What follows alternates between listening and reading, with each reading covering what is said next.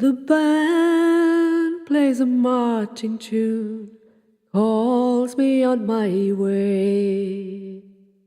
Oh, welcome to Dig. This is one of York Archaeological Trust's many attractions throughout York, and we're here today on the 11th of November, which is Armistice Day. It's the day that the armistice was finally signed to cease the action in the First World War. And we were here to celebrate the Lanscapes Remembrance project. It's a project that's been running since 2014. We've created all sorts of things with it. We created a film called Landscapes Remembrance. We've been to archives and we've looked at memorials, at war memorials, and that's what it's all about really. It's looking at the war memorials and the landscapes in which we find them. But it's been much more than that, and that's what we're going to find out today. I'm really looking forward to hearing what Converge have done in creating a landscape of sound, a soundscape of remembrance. Just before we listen to the soundscape, which I'm really excited about listening to, because I'm not ready yet, I'd like to thank you as well all for coming today, and also to celebrate the amount of creativity that's come out of this project. As you look over the balcony, you'll see the fantastic field of remembrance that lots of people around York and further afield, persuading my mother-in-law to do something, have been knitting and creating and crocheting and necklaces to create that lovely display.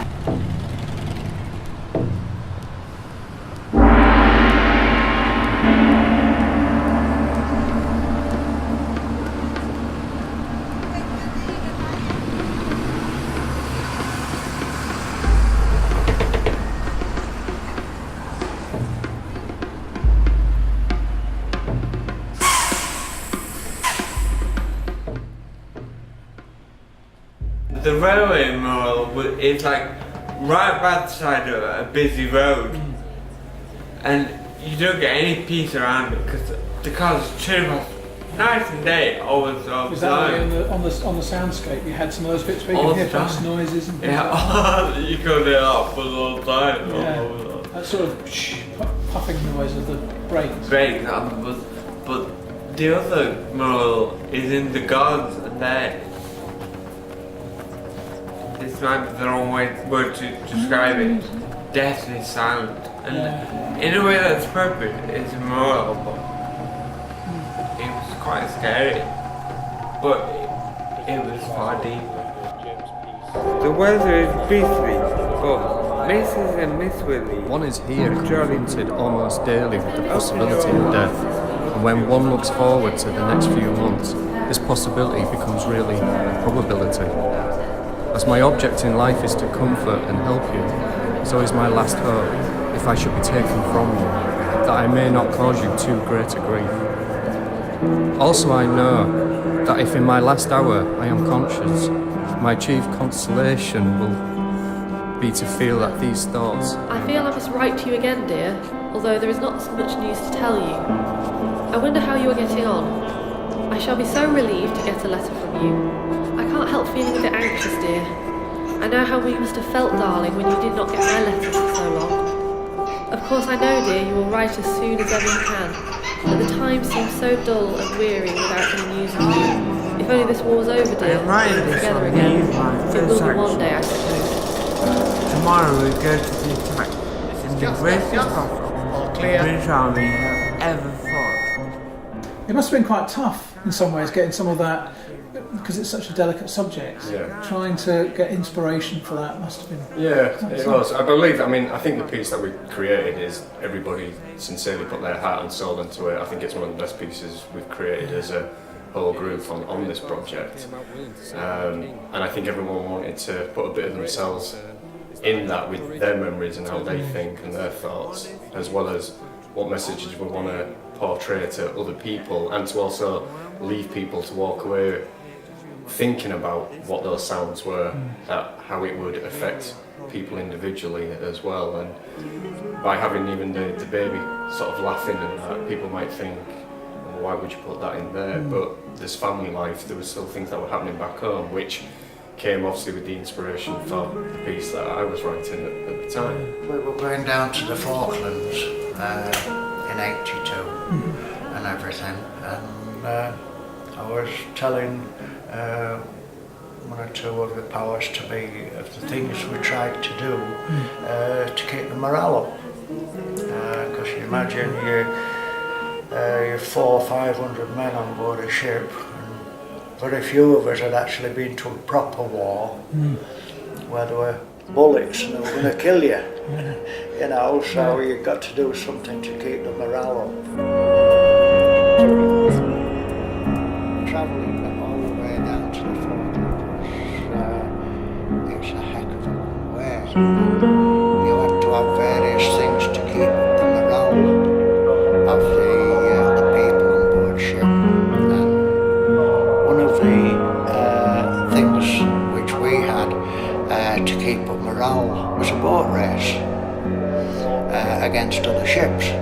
And anyway, there was one of the other vessels, and we decided on having a boat race with 3 lifeboats and 4 men in each one with oars and everything like, you know, and my commander says, we want to win this race, Alan. I says, okay.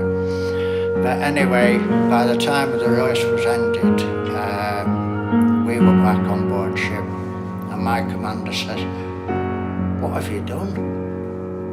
I says, wait until I lift the boats out of the water.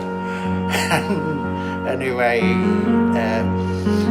they got back to their respective ship, and they lifted their lifeboats out of the water, each one with 2 buckets tied underneath. And I got the bell on, and I shouted over to the other vessel, can we have our buckets back?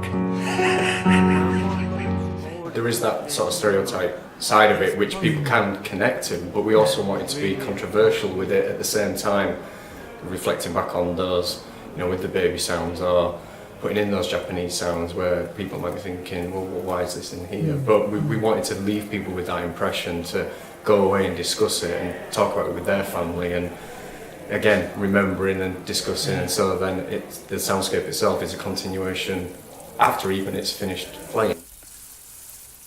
Walking the circular paths of yesterdays, hope arises, lessons learned.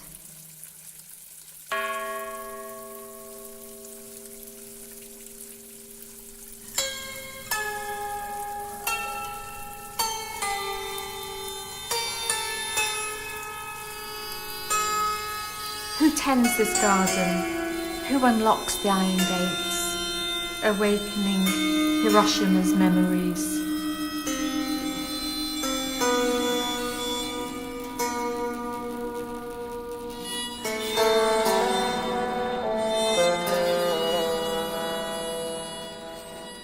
I lost 2 very, very good friends of mine, both divers in the Falklands War. When I was there, I was the best man at their weddings, but I was a chief petty officer and I gave the orders, so it's a thing you've got to live with.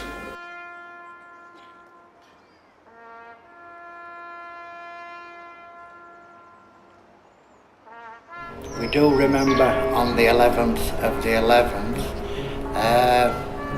to commemorate, but people like me that did survive, we remember every day. That was really, really nice evening. We've had a great time listening to the soundscape that's been produced for us by Converge. I think that's really put the icing on the cake for the whole project. So maybe it was supposed to only last for a year, and maybe it's lasted somewhat longer than that. But the things that's been produced have been wonderful in so many different ways, and this has just put the icing on the cake. Fantastic work really from Converge.